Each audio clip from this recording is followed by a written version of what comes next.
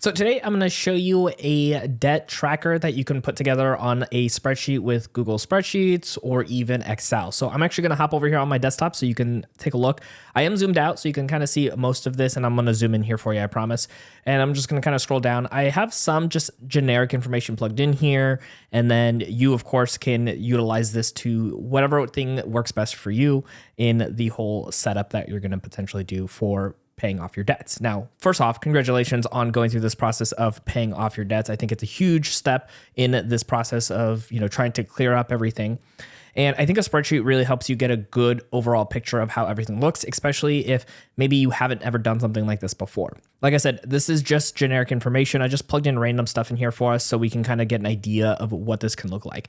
And if you don't want to go through the process and create your own spreadsheet, in the link in the show notes down below, I'll have it available for you to go ahead and download.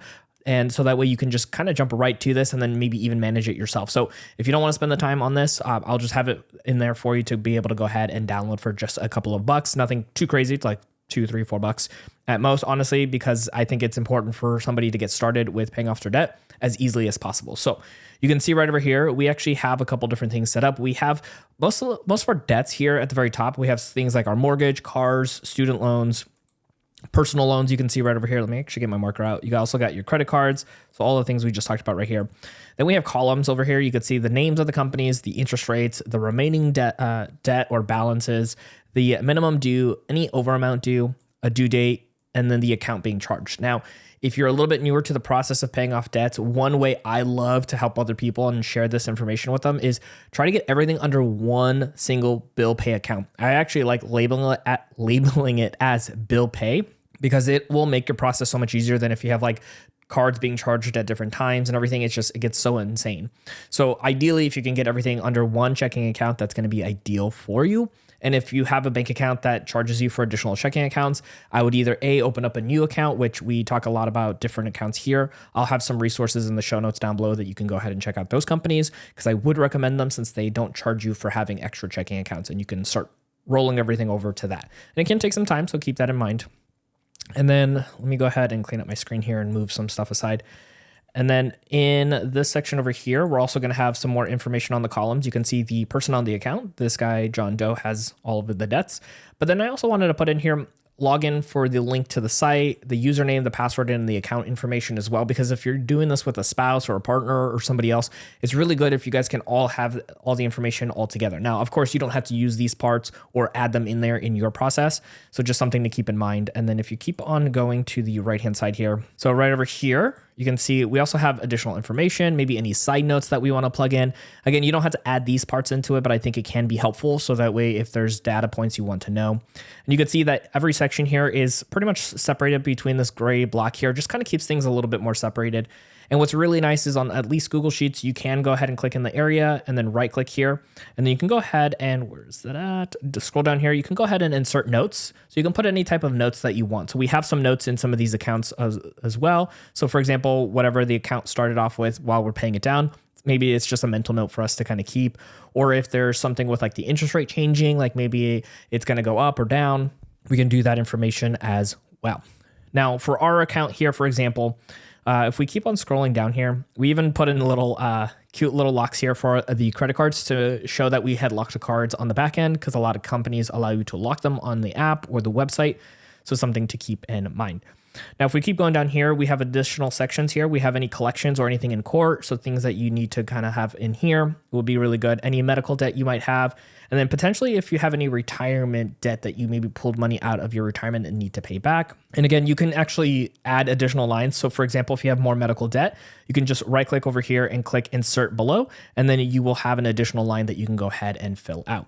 Now, every section as well too, let me clean that up. Every section here is going to have same things with like the name, the interest rate, the remaining balance, the minimum due, and all those things too. And then same thing with like the logins and the information. Some of them might not have them, but you can plug them in if you did want to, because some of them may not need that information. So just kind of a heads up there.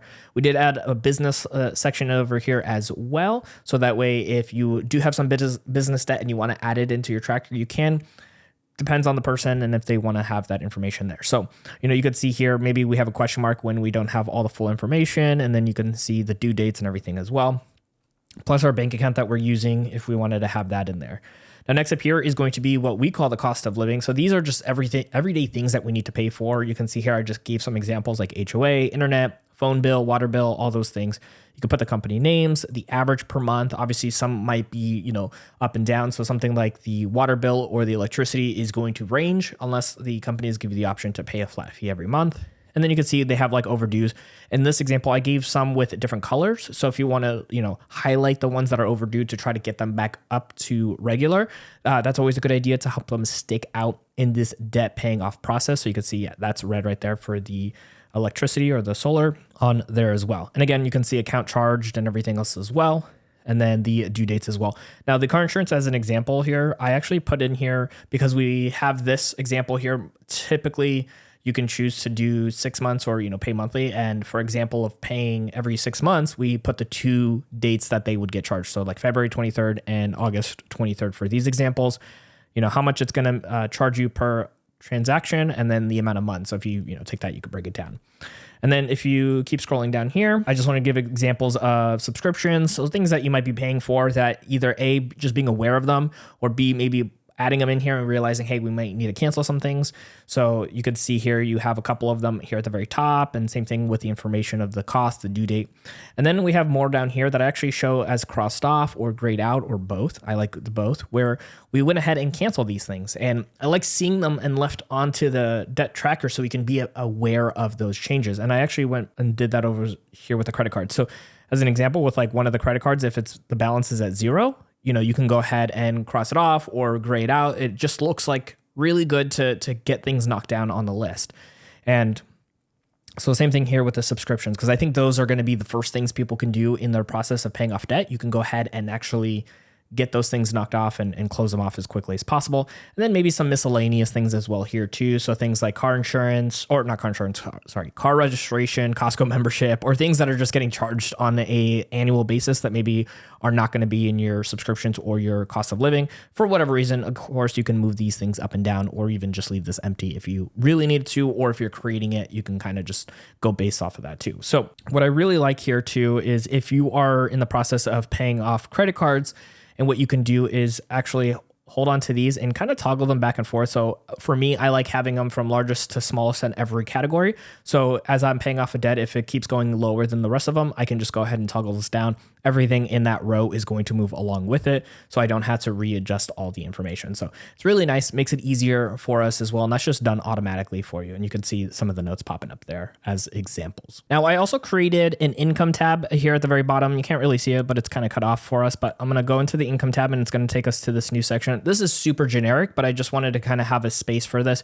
So if you get multiple jobs or get paid on multiple dates of the week or month or year, whatever the case may be, this is going to be something where you can go ahead and plug in. So you got like job 1 and job 2, and when they get paid, maybe 2 people bringing in an income, you can have it all there. And then just kind of putting the amounts that you're estimating to get in those dates, just kind of helps see things from a larger perspective, is always really great. And then we have a to-do list here, which I had to like filter it in when I'm doing it. So right over here, it looks a little bit cleaner, but I just gave some examples. I can have priorities, high, medium, and I wrote nominal because they are alphabetical, so it was just easier for me. So you could see over here, we have like calling insurance, or we have canceling dance, or, selling a car, or, converting something or canceling something, and just like what the priorities are for that. So if you have a partner, this might be easier for you guys to kind of manage together, or even if it's for yourself, just an idea of what you can be doing during times of availability, because you might forget what needs to be done, but you have a to-do list. It'll make it easier for you as well. All right, so back over here. Again, if you don't want to go ahead and download it from the link in the show notes down below, totally understandable. If you are scrapping it from like the very beginning here of wanting to, pay off all this debt and have no more expenses for the most part, this is going to be pretty much what you want to do. Is you have obviously columns, A through whatever letters, and then rows 1 through whatever. And so it's usually great to start off with your debts that you want to have, or, just the things that you want to get paid off. Now, some people won't count mortgage as a debt, but we want to still keep this in here because for us, it's important to know the minimum dues and then the due date, because what we end up doing and having it set up is actually on a calendar. We will have these all on a calendar together. So we usually create a brand new calendar. I would recommend like your name or your last name, with bills@gmail.com, and then just create a calendar with all of these due dates on here, all of the minimums, and then label them red, right? And I usually would label anything that is cost of living, like these things right here, as like a light red because they're going to always be in existence. And then anything with like personal loans, credit cards, or even collections, I would do like a darker red because it's a little bit more vibrant. And we know that eventually those things can come off. And then any of our income on the calendar, we would do a darker green. So that way we can indicate that those things are coming in. Let me actually see if I can pull up a calendar example that I can show you so you can get an idea of what we're talking about. All right, so I hopped over onto a calendar. It might look a little overwhelming here for just a second, but this is kind of the point. We want to have a holistic view of everything on a calendar because it's easier to plan our debts when we see everything all together. And what I love to do and how I function this is actually setting things up in different color schemes. And so again, everything that is a debt that can eventually get wiped out is typically in a darker red. You can see something like this over here on the 25th of this month. Anything in yellow is usually anything that is annual or semi-annual or, very rare that gets charged, but it is still important. Something like car insurance, like we talked about. Anything in this like highlight pink or lighter pink color is going to be bills that are always going to be due just because it is cost of living. And then we have different colors for different things. Obviously, if we have our payments like this over here on the 14th, this one is going to be a dark green. That is a regular payment. If there's any kind of bonuses, something like this over here on the 6th, that will be a lighter green because it's not expected, but it is nice to obviously receive. And then we also have things like in purple that are subscriptions or things that can potentially get canceled, but we are still keeping. And then we also have things like in orange over here. These are things that are going to be one-offs that maybe need to be paid down, like the overdue amounts, just kind of helps us. And then anything that's in like this lavender light purple, that is anything that we're paying down on those debts to be able to get cleared out.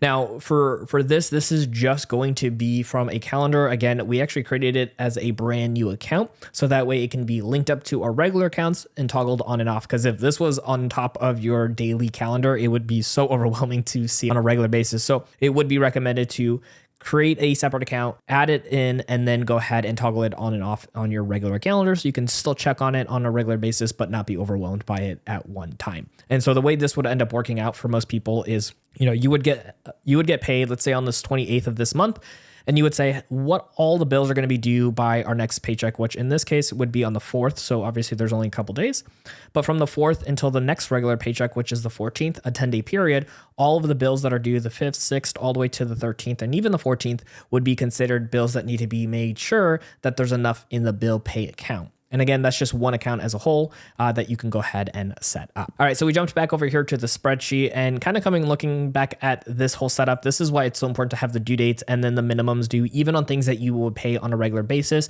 because paying off debt, it's also really critical that we stay on track with everything that is typically going to be due, like our cost of living and everything else as well.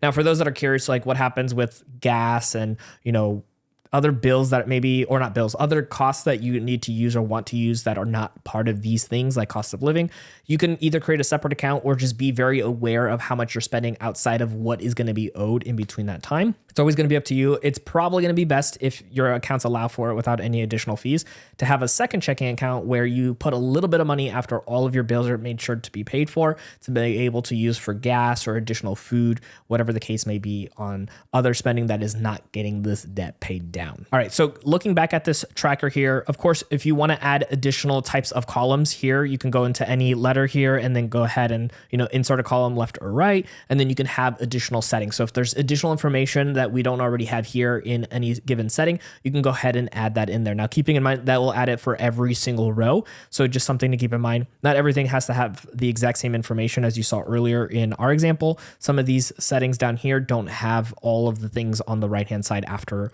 the person on the account or the login information as well. So for us, this is really important information. You can obviously color code it however you want. If you want all the overdue stuff, to be in red, you can go ahead and do that. If you want, anything that is being paid down to have a certain color, you can change anything you want here on this once you go ahead and download it. Now, like I mentioned earlier, if you want to just utilize this as a template, go ahead and pretty much make a copy of this yourself. If you want to purchase our downloaded template, go ahead and click on the show notes down below to go ahead and check that out. It's It's going to just be a couple of bucks, but it will help you save a lot of time as well. Plus any resources that we recommend, such as bank accounts, to utilize in this process. Now, when it comes to managing your money, we want to keep helping you out in this journey. So check out our next video right over here on screen to keep on learning.